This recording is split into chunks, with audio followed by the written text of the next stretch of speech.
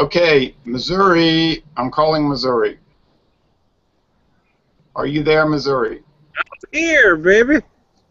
And this is Louisiana calling Missouri. We had some big-time technical problems. I mean, we kept... Yeah, it's probably my end because I'm not tech-savvy whatsoever. So, anyway, hopefully we're going now. Yeah, I think we're going now. I guess... So, should I pop this and pour now? Yeah, I guess this is Schlitz week.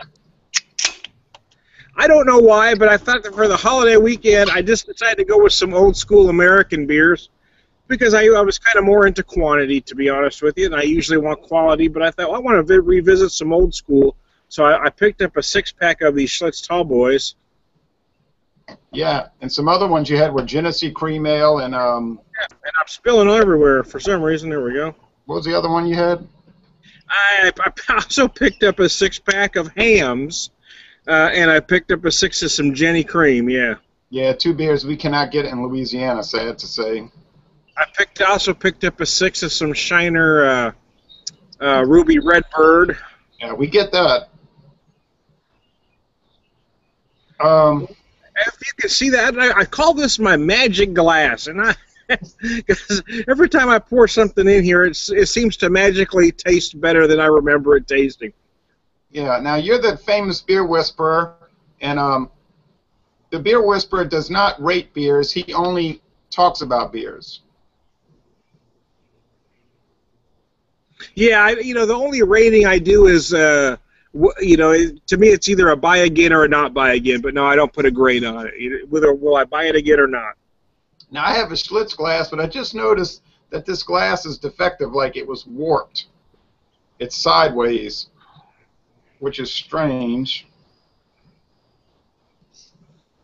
This chalice. I had a Schlitz glass, and the darn thing broke on me. I was really bummed. I paid 50 cents for it at a flea market, and it was a really cool glass, but it bought the farm on me. So, yeah, I have a lot of Schlitz glasses, but I didn't have a chalice, and this one's warped. But it was just made, they made those things cheap back in the 60s and 70s. But, Schlitz is 4.7% alcohol.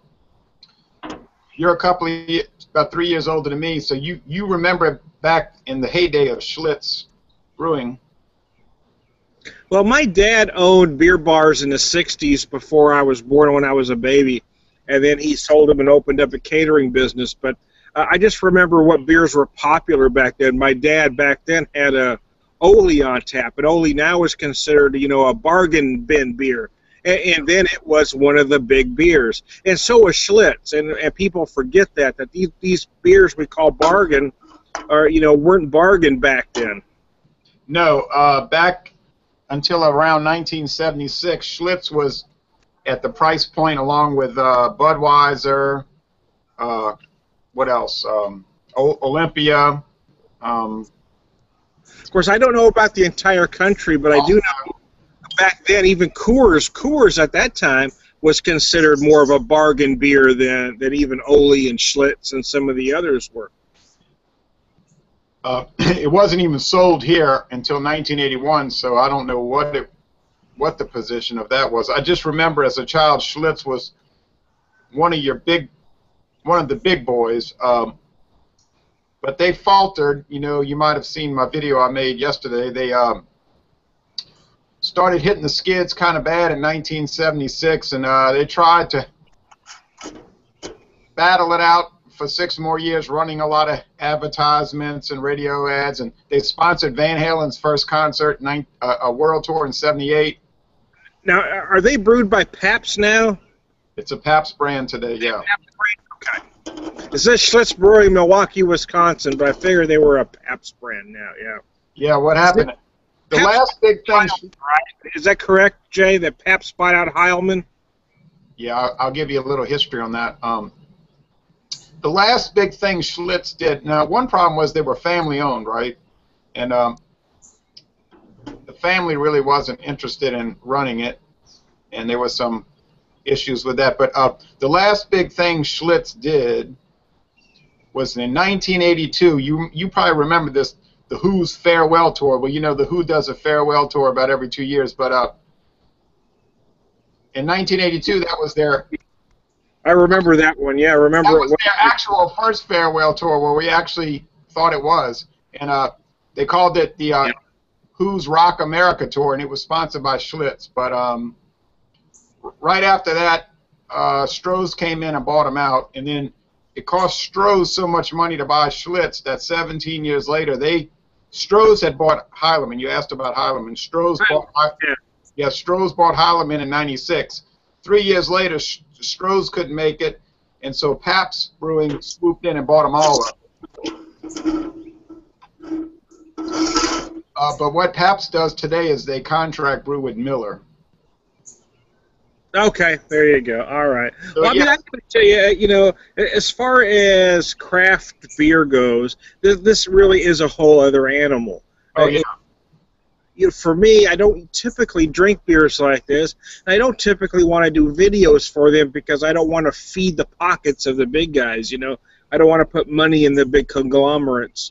So when I do beers like this, it's because I have some kind of sentimental attachment. That's why I'll do an oldie video or an old style, something I have some sentiment for. I don't necessarily have a sentiment for Schlitz, but when they popped up with the 60s recipe, I was curious to see exactly the difference it had in it.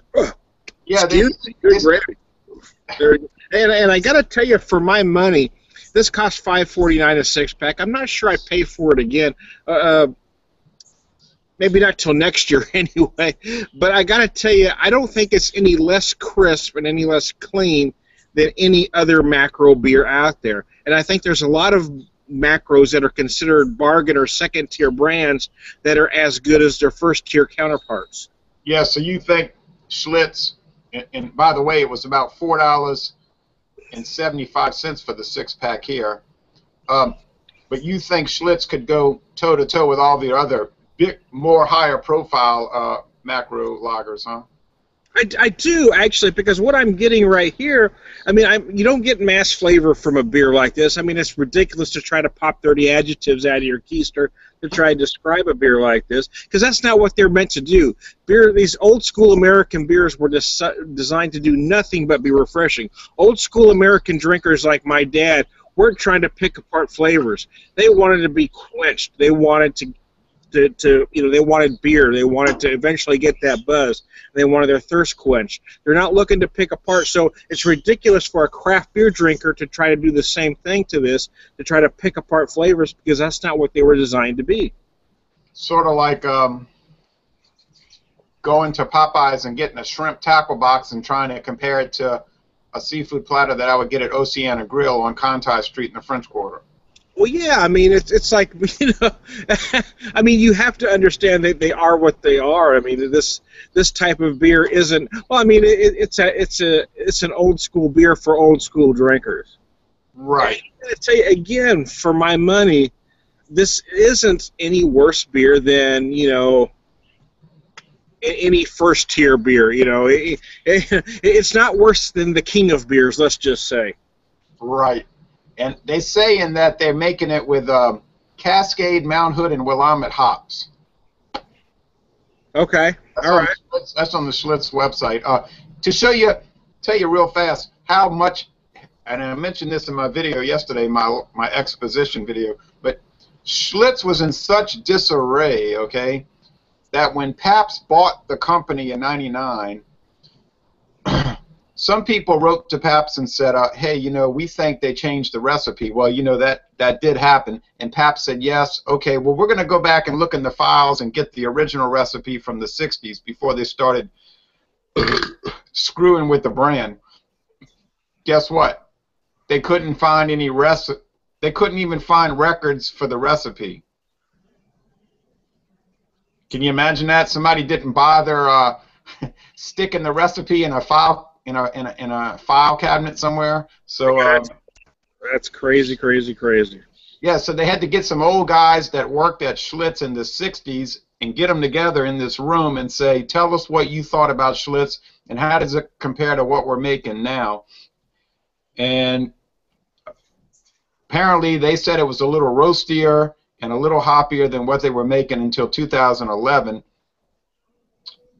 and so they made the '60s version. Now I compared the two, and I didn't see a major difference because the general opinion was that the Schlitz they made up until 2011 was pretty good, but this Augusto beer came out in 2007, and for about 3 or 4 years it was running concurrently with the old Schlitz, and then they finally phased out the old Schlitz. But they didn't claim it was the old recipe. They just claimed that it was an attempt to recreate a recipe that was lost. Yeah, and I don't. Again, I mean, I don't know. You can't try to make more out of a beer like this than what it is. And that's the problem when craft beer reviewers try to review any macro, is they try to make more out of it than what it is. They try to overthink it. They try to pull 30 adjectives out of their ass to try and describe it. You cannot do that with a beer like this. That's not what it was designed to do. You have to put yourself in the mindset of that old school beer drinker back in the 60s. And because my dad was one of those guys, I feel I can do that adequately. Yeah, and don't you find that that they kind of go to the another extreme? Like, let me say this: the way I look at it, there's two types of beers. There's contemplative, and those are the ones you really want to break down and analyze. And then there's drinking beers. And Schlitz is a drinking beer. You drink it, you're not going to be contemplative about it. You know what? I don't disagree with that. I also think there's 3 kinds of beer video guys. You've got, or beer reviewers. I don't consider myself a reviewer, but you've got 3 types. You've got the type that wants to drink a beer like this to knock it down, do nothing but knock it down. You got the other type that wants to do nothing but try to create what is not there, and pop 30 adjectives out of their keister that do not belong in a beer like this. And then you've got what I consider myself and few others that are just drinking for the enjoyment. Maybe you've got a sentimental attachment for whatever reason to whatever beer. And I think I don't belong in the school that wants to wipe these macros off the map, and there's plenty of craft beer drinkers that do, and they'll say anything. They will continuously talk bad about anybody that drinks beers like this. But I gotta tell you, I've got a muggy 85-degree day here. This beer, extremely cold in this glass, does what I want it to do, which is be refreshing. And I think sometimes craft beer drinkers look for too much. Not every beer has to whack your palate out of whack, Not every beer has to drive you crazy. Sometimes you just want to drink something. Yeah, and I agree with that. Now, I guess I would probably fall into that second category you were talking about. Like, I'll do a beer review of something like Schlitz, and I'm sitting there talking about, oh, it tastes like blah, blah, blah. But, I'm just trying to follow my format. I don't think you can make too much out of it, though. But I like what the bros on Beer Advocate said. They did a review of it, and they were very positive toward it. But I noticed another thing about the bros on Beer Advocate. When they review a beer, they're not looking to target it. In other words, they say, we're going to review it as is. We're not, and they even give a warning on their reviews. They say, do not slam a beer with no purpose behind it. Yeah, that's kind of my issue with most people that do post on sites like Beer Advocate and rate beer, is that they don't rate the beer within its style. If you want to give a beer like this a 10, well, that's okay, but tell me why you're giving it a 10. Don't tell me, they list, well, it's weak, it does this, it does that, but tell me within this style, what beer is 100? You know what I mean? What's your plate? What are you basing it on? If this beer's a 10, there has to be one beer in this style that's 100. So what is the master? Yeah, well, that's a problem, because you'll look in the style, and everything's a 10. Yeah, and that's the problem with sites like that, because you've got guys who think they're experts that are not, and that's the problem with sites like that. Is you've got people. I even have people come to me and say, we talk about trading beers or having different beers, and they'll say, well, Rate Beer says this about it, or BA says this about it. Are you really taking that as the gold standard? To me, those sites are an absolute joke. A problem is that people they really just hate the style. You know what I'm saying? Yeah. again, you have to tell me if this beer is a 10, show me the one in this style that's 100. But that's the problem with many current beer reviewers these days, is they don't review any beer within its style. They lump all beer as if it was one style. Right. It'd be like talking about automobiles and taking a station wagon and comparing it to a Mustang GT. Yeah, absolutely. Absolutely. There would be no sense in it. You would have to compare a station wagon or a minivan to other minivans. Well, I was thirsty because I slammed my. Oh yeah, I'm down to the two. A couple of more things, Tom, and I like what you're doing with that can. It's impressive, but you wouldn't have done that. Man, it is hot and smuggy out here today, boy. I tell you what. I'll say this though, you wouldn't have done that with a 1972 Schlitz can. Oh no, those old metal cans. Oh man, You'd have had a bruise. You remember the old steel cans with the seam down the middle and the pop top? Oh, you'd have busted your head with that. Those were like a weapon. But here's the problem I have. I don't mind when people say something like, well, I don't like Schlitz. It's kind of dull. It doesn't have a whole lot of flavor, et cetera, et cetera. Okay, fair. That's fair. But then you get on, like you're talking about Rate Beer and Beer Advocate, and you'll have people saying, Schlitz, it tastes like urine. It's garbage. I would rather drink horse piss than Schlitz. That is the kind of stuff that starts to hurt the person's credibility, wouldn't you say? I'd like to see him drink a glass of horse piss. I've never drank horse piss, so I can't make that comparison. So I'll defer to that individual. Yeah, but that's a common thing. That's a common thing that they'll say.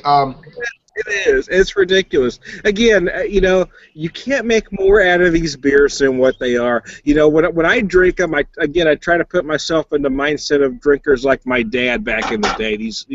My dad was born in 22. He was a World War II veteran, a Korean War veteran. In fact, he even had a Bronze Star for World War II talking about Memorial Day weekend. These guys didn't drink beer to pour in glasses and do this whole pretentious nonsense. They were drinking beer to be drinking beer. So when you drink a beer like this, or if you're going to pretend to review it, you have to somehow get in that same mindset if you're going to be accurate. Yeah, and I'm sure if your father would have been in the U.S. Army over there in England in 1942, and some beer geek would have gotten in his face and told him that the Schlitz he was drinking was horse urine, there could have been some problems with that. Well, my dad was in the South Pacific in 22. I'm trying to think when he was drafted. I think 40. Oh, I can't remember the year now. Okay, let's say he's at the U.S. Navy base at Port Moresby in the South Pacific, and he used to tell me that they like to put guys like he was from South Dakota. They said they like to put us farm boys on the front line because we could shoot. Yeah, makes sense. And my dad always said one important thing to me that always stuck with me. Now, he's a guy that got a Bronze Star, and he never talked about it. I found out about the story how he got that years ago from one of his buddies, but he would never mention it. And that's the difference with guys like my dad and guys today, is that those old school veterans like my dad never bragged about anything. What they did is what they did. They did what they had to do. And kids today that brag about stuff just frustrate the living snot out of me. And my dad once told me to always remember that anybody that ever talks fondly about war has never been in one. And that has stuck with me to this day. And he told me that when I was about 17 years old. And I remember that to this day. Yeah, he's right about that. Two more things before we close it out. First thing, my gripe on Beer Advocate and Rate Beer is that people will say beers like this are bad. They're bad. I don't think that they're bad. I think they're misunderstood. They're not evil. They're just drawn. It's like that Jessica Rabbit. I'm not bad. I'm just drawn that way. They're not bad. They are what they are. These were old school beers for old school drinkers. Now, I think in most cases, what we're drinking for Schlitz or any of these old brands only aren't the same beer that my dad was drinking back in the 60s and 70s. So most of those recipes have been lost or not being used in favor of using cost-cutting measures like rice and corn, and that's unfortunate. I wish if I ever came across any money, I'd love to find that old Olympia recipe and resurrect it for my dad just one time. Brew it how it was originally brewed and see what happens. That's what I loved about last year when New Albion came out, because we were resurrecting an old beer. Yeah. I think some other people did that too with some lager styles, or with some lagers. Second thing, I'll show you something. You mentioned Second World War. Here's a can I bought, and this is from 1995, and it's a Schlitz World War II commemorative can. Oh, nice.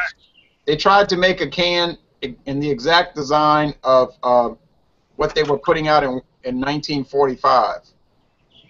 Let you compare the differences here. I've smashed this one, but there you go. Yeah, of course, the 1945 can you wouldn't have smashed against your head, but it's the same design.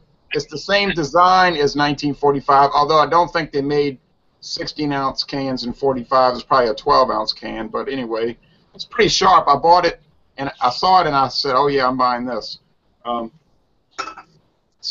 So one more thing I want to bring up as we close out, there's a whole mythology, legendary sort of history associated with a beer that Schlitz came out with in 1965, and it was called Schlitz Malt Liquor, and you're familiar with Schlitz Malt Liquor. The Bull. Yeah, now they came out with that in 1965, and the Schlitz Malt Liquor they came out within 65 was presented in a much different manner than today. You would agree with that? Yeah, it was. A lot of people today in 2014 don't realize what the malt liquor culture was about in 1965, but it was not what it was 30 years later. No. And to be honest with you, again, I don't even know if what we're drinking as these same malt liquors are the same recipes as what they were making back then either. Here's why I think it's probably almost identical as 1965. If you read the old print advertisements for Schlitz Malt Liquor in 1965, they give a pretty good description of the beer and how it's supposed to taste. And if you go buy one off the shelf and you drink it like they recommend, you'll find that it's very similar to what they're describing. So I think that's helpful. I do want to start some Schlitz Malt Liquor exploration because we're getting close to the 50th anniversary of that beer, and I would like to explore how it was presented in 1965 as opposed to today. Now, Schlitz has always been presented as a working man's beer. We know that. I'm talking about the regular Schlitz that we're drinking today.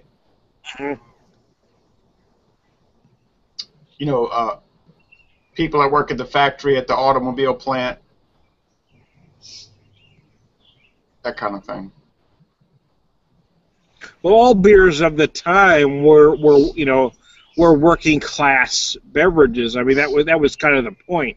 Beer was a working class man's drink. That's why it wasn't supposed to be too fancy. Unless you were stepping up to Michelob, for instance. Well, yeah, I mean that was where the commercials, right? Weekends are made for Michelob. Michelob was for bud drinkers when they went out on Friday night. If you were a Miller drinker, you drank Lowenbrau. Those were the higher class beers. Or when Heineken came out, you bought Heineken on the weekends. They would even advertise it as such. When you were trying to show off. These were out on the town beers, as it were. Whereas Schlitz was a barbecue in the backyard beer.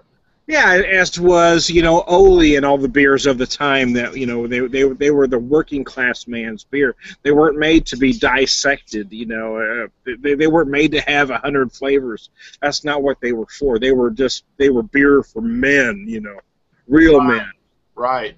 Well, it was interesting looking at this, and there's an examination coming up tomorrow night. I'm hoping you'll join us for that if you're able to. That should be interesting. We'll have some other perspectives on the Schlitz beer. Apparently, Schlitz was extremely popular in Ireland and China in the 1990s, if you can believe Really? that. I didn't realize that. I got to tell you again, I did a video for this that I posted recently, and I used this glass, and for some reason, it felt better to me when I drank it out of this glass. Yeah, I I mean, believe that. it's like I make a joke during the video, is it's like that old saying, you can put a tuxedo on a goat, but it's still a tuxedo. It's still a goat. So I mean, this beer is what it is, but I somehow, maybe it's mental, I just feel better when I use this glass. I give it the treatment. I'm not pouring into it a cheap glass. I'm using a nice glass, nice beer glass that I use for so-called good beer. And I'm giving it the A+ treatment. So there you go. Yeah, well, I certainly enjoy drinking it, and I always have.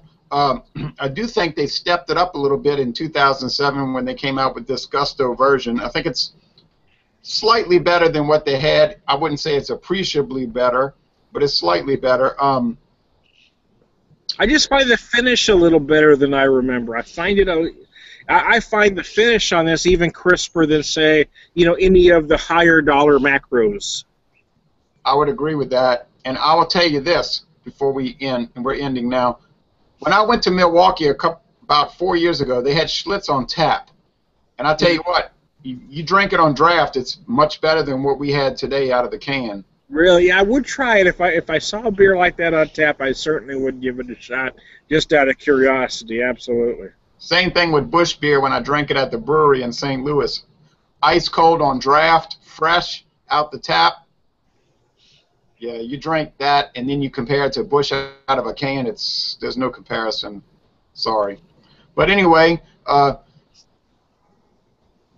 Missouri, a state that at one time was part of Louisiana, I might add. Really? Okay. Well, that was before I moved here, so. Right, because that was in 1810, so. That was before I got here, so I don't care. Right. Just to bring up some meaningless point, but I appreciate your participation, and I appreciate the viewers watching. I sure do. All right. Thanks, man. You're welcome, folks, and goodbye.